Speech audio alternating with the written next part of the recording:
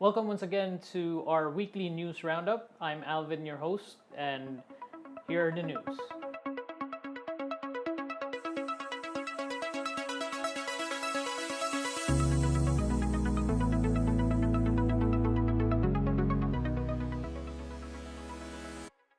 The first article we'll be discussing today is Microsoft admits normal Windows 10 users are testing unstable updates. Essentially, we discussed a few days ago and last week that there are updates that are causing issues with Windows 10, and unfortunately, this is due to Microsoft rolling out updates for normal Windows 10 users. If you're not aware, there is a Windows 10 Insiders program where you can test updates for upcoming patches for Windows 10. However, Microsoft now admits that if you manually check for updates on Windows 10, it will give you essentially beta updates for Windows 10. These beta updates may break your system since they haven't been tested yet. They're categorized as B, C, and D updates. For now, I personally don't check for updates manually.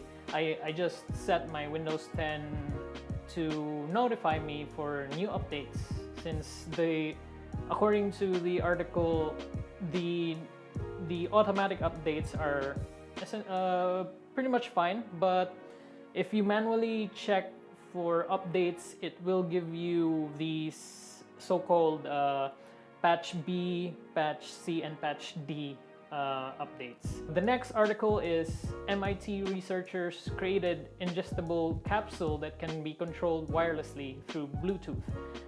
This capsule is, as I said, it's controlled by Bluetooth, and what it can do is it can send information about the individual that has ingested the capsule, how much medicine the individual will be intaking through the capsule. Let's say the capsule has, for example, ibuprofen. It can regulate how many milligrams it can send out to your body in a regular interval. You don't need, maybe in the future, you don't need to manually check for the time, like, oh, it's 3 hours, I need to intake another capsule of ibuprofen. So this capsule will be controlled by Bluetooth, and it can regulate itself and essentially give out a dosage of medicine by itself. It can also tell infections, basically a lot of information. It can gather a lot of information in your body through Bluetooth. Hopefully, as this technology matures, it can be widespread enough that it can help us in our daily lives. The next article is about an Android Trojan that steals money from PayPal accounts even when two-factor authentication is on. According to the article, it's a third-party program that fortunately is not from the Play Store. For now, I advise our Android users out there to please use the Play Store to download your applications, and be wary of downloading APKs because this Android Trojan will essentially, once you install the app, it will hide the icon, and then it will show you a sort of fake page where you can enter your details, and it essentially works like a phishing site, but in an app form. Once again, as I personally said, advise Android users to stick to the Google Play Store and check the reviews, the developer. That's also one of the telltale signs if an application is trustworthy, because you can upload an application to the Play Store and have it verified by Google, but it will show who the developer is alongside the application's name. So let's say, for example,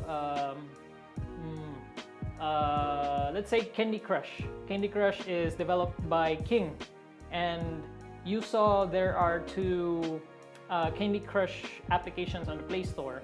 One is from King and some other developer that is not King. So the shady application, which is the other Candy Crush, should be avoided. So for now, please stick to the Play Store and keep safe. The last one is China has banned sales of Apple iPhone 6 and through iPhone X in Qualcomm's patent dispute. Essentially, China has ruled that Qualcomm has won a subpoena against Apple through patent infringement. For now, seems China has ruled that Apple can no longer sell iPhone 6 to X in China. The patent dispute seems to not affect the XS and the XR for now, but maybe if Qualcomm pushes the issue, they might find patent infringement on the latest iPhones, but I don't think they'll be able to do that, considering